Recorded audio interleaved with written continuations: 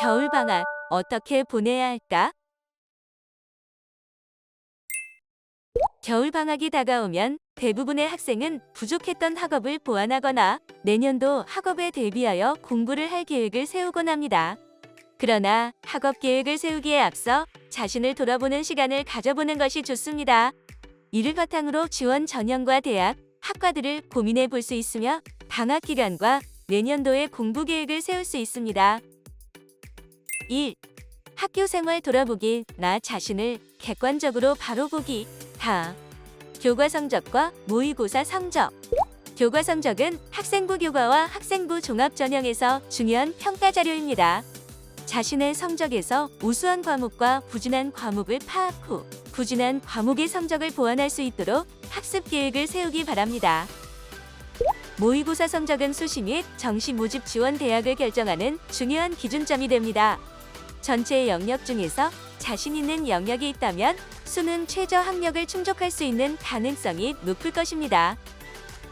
만약 전체 영역의 성적이 모두 높다면 모의고사 성적으로 정시 모집에서 지원 가능한 대학을 알아보고 그 대학보다 다소 높은 대학을 수시 모집 목표 대학으로 설정하고 준비하면 됩니다. 학교 생활. 학생부 종합 전형에서는 교과 성적을 포함하여 학교 생활 기록부에 기록된 내용을 평가합니다. 고려대, 건국대, 동국대, 경희대 등의 대학의 학생부 교과 전형에서는 교과 성적 이외의 서류 평가를 반영합니다. 따라서 학교 생활이 기록된 학교 생활 기록부는 대입에서 중요한 부분을 차지합니다. 나이스 학부모 서비스를 활용하여 학교 생활 기록부에 어떤 내용이 기록되어 있는지 정리해 보시기 바랍니다. 작성했던 보고서나 소감문 등을 포트폴리오로 차곡차곡 정리해 두시기 바랍니다.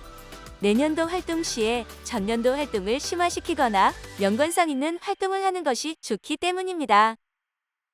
1학년 때는 다방면으로 진로, 적성을 탐색하고 2학년 때는 자신의 관심 분야를 다양한 활동과 학업 역량으로 발전시켜 나가는 것이 좋습니다.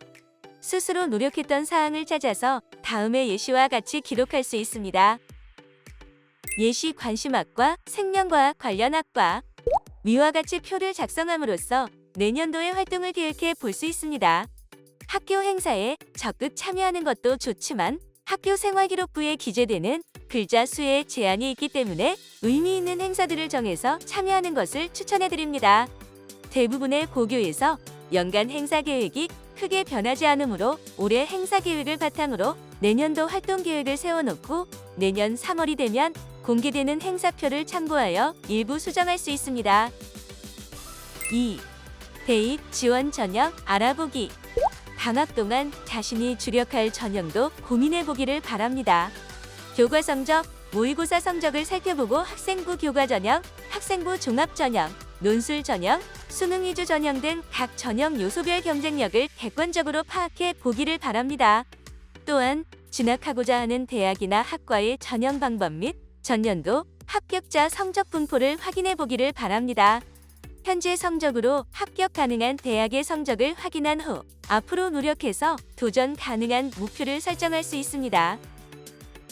다음과 같은 경로를 통해 확인할 수 있습니다. 1. 각 대학교 입학처 홈페이지. 2. 대입 정보 포털. 3. 전문대학 포털 프로파일리지. 4. 진로지도 선생님과의 상담. 3. 공부 계획. 고2 수능 대비 학습에 집중하기. 수시 모집 전형에서 수능 최저 학력 기준을 적용하는 전형이 많기 때문에 대부분의 학생들은 수능의 전체 혹은 일부 영역에 대한 학업에 노력을 기울여야 합니다. 첫 번째, 국어와 수학은 공통과목 학습을 완벽하게 마무리하는 것이 좋습니다.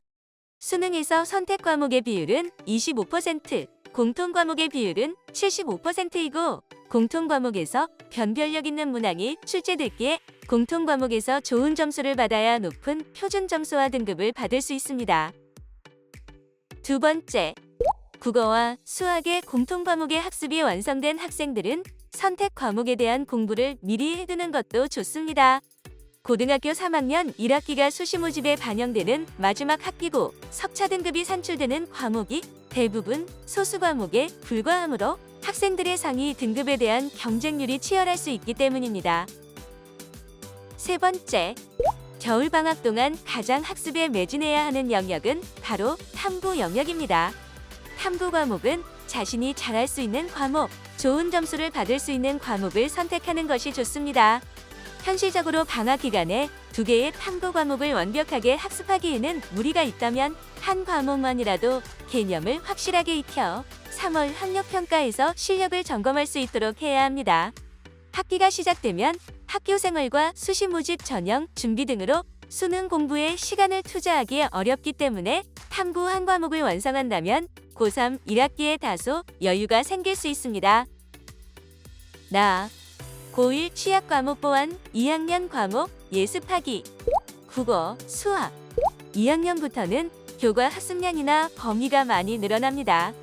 그렇기 때문에 국어, 수학, 영어의 성적이 좋지 못했던 학생들은 겨울방학 동안 취약했던 부분에 대한 복습 및 개념 학습을 하는 것이 필요합니다. 1학년 과정을 마무리한 학생들이라면 2학년 때 배울 과정을 미리 살펴보며 내년을 준비하기를 바랍니다.